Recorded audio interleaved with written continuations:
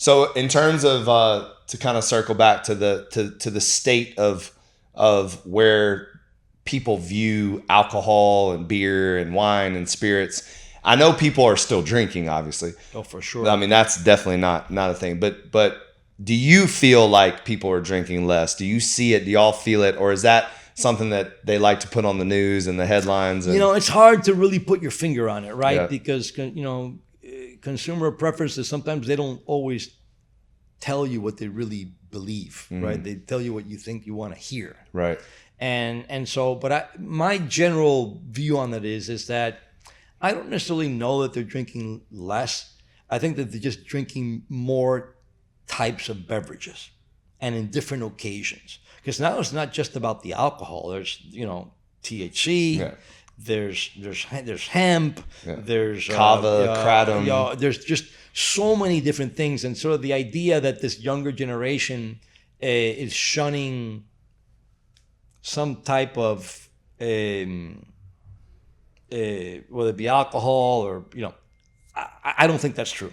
I think what's happening is that they may be drinking less beer, but they may be drinking more things with THC in it, or they may be choosing to drink more tequila versus the beer, and they're drinking at different occasions. What used to be a monolithic beer occasion, like a sporting event, for example, right?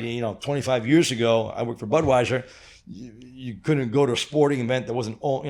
Only beer. Exactly. Only beer. Yep. Now they're serving cocktails at the sporting events. There's all types of RTD. So there's people still drinking. They're just drinking different stuff. So you think it's more because of how much variety is out there? I mean, there is options. Like people certain have so many section more of the consumer base that wants to drink a 0.0, for example, a Heineken 0.0, which is a non-alcoholic beer. There's Athletic, which is grown. Yeah, they're doing really immensely, well. Doing great beers.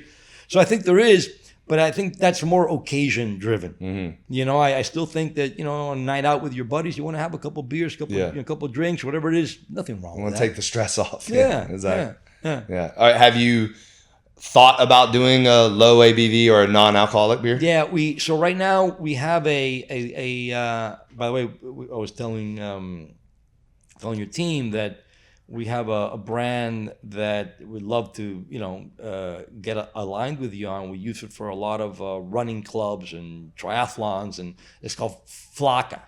So you're skinny on calories, gordita on taste. And it's 88 calories, 3 grams of carbs, 3.9% alcohol.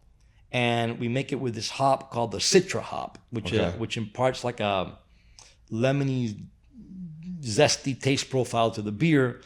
It tastes amazing. You wouldn't think you're drinking a light beer. You're thinking you're drinking like a full body beer because of that hop. Yeah. But that beer amongst the health aficionado, whether it be people that run or go to a gym or do triathlons, they really love that beer.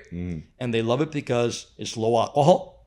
So it doesn't have to be zero alcohol. Right. But low alcohol is also very important. And also it has some of the calorie and carb sort of profile that's attractive to that group. So yeah, I do think that better for you is it's not just a trend, it's a lifestyle. Right. And I've adopted that lifestyle. I know you have as well. I'm always looking to eat better and drink better, and so I think that's a brand that you don't necessarily have to be zero alcohol. You can be low alcohol. You can be playing to that same cohort of consumers. But to sort of answer your question in short, we have Flaca.